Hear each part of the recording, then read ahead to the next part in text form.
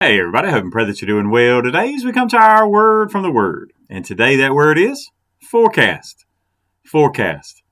Now a lot of times, like that picture, right? You got some people that can look ahead and man, they can see that the market's about to change, that revenue is on the way, or as we're going to look at today in Numbers chapter 10, that blessings are on the way. There's other kinds of forecasts too. We know the weather forecast, it changes all the time, and yet we continue to go back to it and believe every word it says, but we question the word of God. Now, that's just a side note there. Today in Numbers chapter 10, you will see a couple things. One, you see the trumpets that God has for them to use to call the people together in an orderly fashion. And as you look to this is what the camp will do when they go to set out, when the cloud is raised up, taken away, and moved ahead of them, and then they know, okay, hey, it's time to move. Don't think of this as like, okay, the trumpets blow, everybody rushing, packing up, running as fast as they can. No, everything here we see is done in an orderly fashion, and everything is going the way that God would have it. And so you see the chaos of the original beginning of Mount Sinai when Moses comes down and all the people have gone crazy with the whole golden calf incident. And now as they're leaving Mount Sinai in an orderly fashion. Now, there's something that happens here at the end of the story, or at the end of the chapter, rather, as they're getting ready to set out. And to be honest, I want you to listen to this and then think about, first, do you believe that Moses did the right thing or the wrong thing? So let's look at it in Numbers chapter 10, verses 29 through 32. Now Moses said to Hobab, the son of Reuel, the Midianite, Moses' father-in-law, "We are setting out for the place of which the Lord said, 'I will give it to you.' Come with us, and we will treat you well, for the Lord has promised good things to Israel." And he said to him, "I will not go, but I will depart to my own land and to my relatives." So Moses said, "Please do not leave, inasmuch as you know how we are to camp in the wilderness, and you can be our eyes. And it shall be, if you go with us, indeed it shall be, that whatever good the Lord will do to us, the same we will do to you."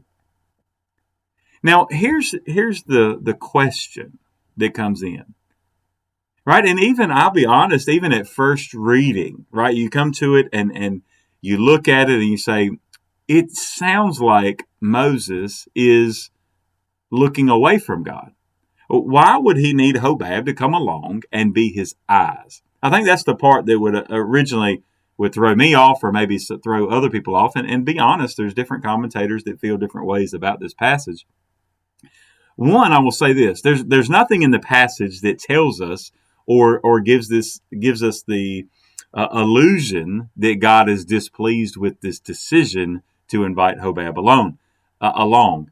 In fact, as you get to the first chapter of Judges, you'll find out that apparently he does come along and his family is blessed, just as Moses said it would be. So that ought to shed a little bit of light on the conversation here. But why, right? Why would Moses? He has the presence of God, as we just talked about yesterday. You know who they have to follow. Why would he need someone else to be his eyes? Well, it's also this thought. Was he just trying to use his resources? Right? Here he has his brother-in-law, and he's saying, look, I know you're very wise about this area. Man, you've grown up in this area, and you know what's the best places to go. You know the best way to use the land for whatever it may be. I mean, remember, this is not a small crowd of people by any means. And so as the cloud is leading them, was it kind of leading a little bit from a distance, right? Was it just right over the ark, leading them exactly every path, every step, or was it leading them in a general area? I would say this: it's not so much that he was asking Hobab to give him the directions, but it was that he was asking Hobab along because of two things. One, because yes, he knew that it would be beneficial to have someone alongside.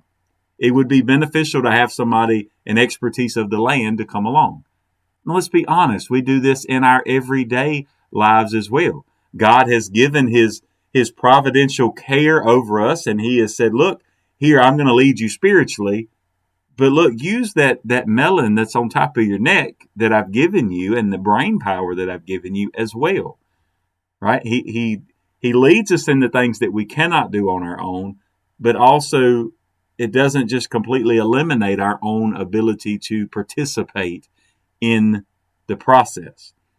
I think it was Spurgeon that said, he uses this talking about it. He says, look, we don't lean on our own understanding, right? Proverbs 3, 5, and 6, right? We're not to lean on our own understanding, but that also doesn't mean we just throw out our mental capability altogether. And so, as I believe that Moses is doing this for the right reason, one of them is because, hey, Hobab being along would be beneficial. But I honestly believe, the more I've looked at it and looked at it and looked at it, I believe Moses wants him to come along because he knows he will be blessed. This is the forecast, right? That he knows the word of God. You think about it, Moses has been in contact and in conversation with God, and he knows that, look, if you come alongside us, if you come with us, look, God is going to bless you. Even though you're not of us, you can come into the flock. You can come into the family of God, and you can come with us into the land that he has promised. And so now what we have is not a lack of faith. And what we have is not taking his eyes off of God, putting it on man. What we have now is evangelism 101 for a loved one, for somebody that he cares about. And he says, look, I can see that what God is doing is something wonderful and something miraculous and something powerful. And Hobab, I know, here's the thing I know. I want you to be a part of it. So just as almost like as Paul says in the New Testament, right? Follow me as I follow Christ. Moses is here following the leading of God through the cloud and the pillar and the pillar of fire and pillar of cloud as he's following him. And he's saying, hey, Hobab, why don't you follow me as I follow God? And as we go, you can help me too. But not only will you be helping me and helping us, you will be looking forward, looking ahead to the blessings that God will give you. Today, I wonder, when's the last time that we asked somebody to come along with us in this Christian walk? God's called us and given us a commission to follow him, right? To deny yourself, take up your cross, and follow him.